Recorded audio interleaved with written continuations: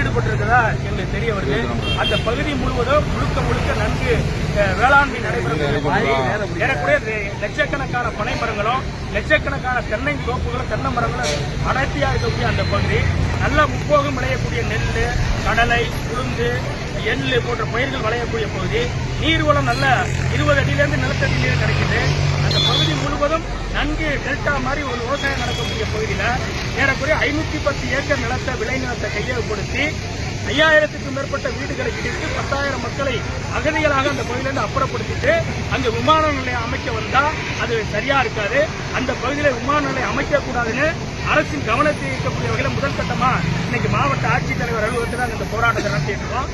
இந்த மாவட்டத்துக்கு விமான நிலையம் தேவைன்னா தேவை.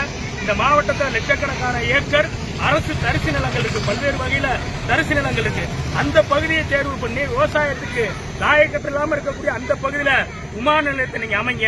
விமான நிலையம் வருவதை நாங்கள் எடுத்துள்ள வேளாண்மை விவசாய நிலத்தை அழித்து பொதுமக்களுடைய விவசாயிகளுடைய வாழ்வாதாரத்தை அழித்து இந்த கும்பரம் பகுதியில அமைப்பதான் நாங்கள் எதிர்க்கிறோம். எனவே இந்த பகுதியில விமான நிலையம் அமைக்கக்கூடாது அப்படிங்கறத வலியுறுத்தக்கூடிய வகையில் இன்னைக்கு கிராம மக்களும் தமிழ்நாடு விவசாய சங்கமும் முதல் கட்டமாக கவன ஈர்ப்பு ஆர்ப்பாட்டத்தை இங்க நடத்திக்கிட்டு இருக்கிறோம்.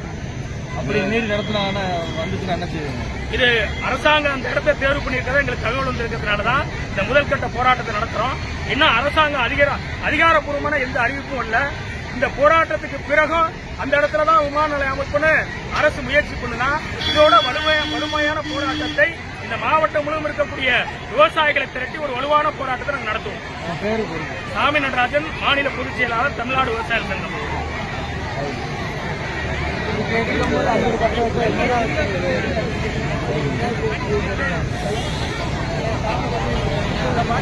Thank you.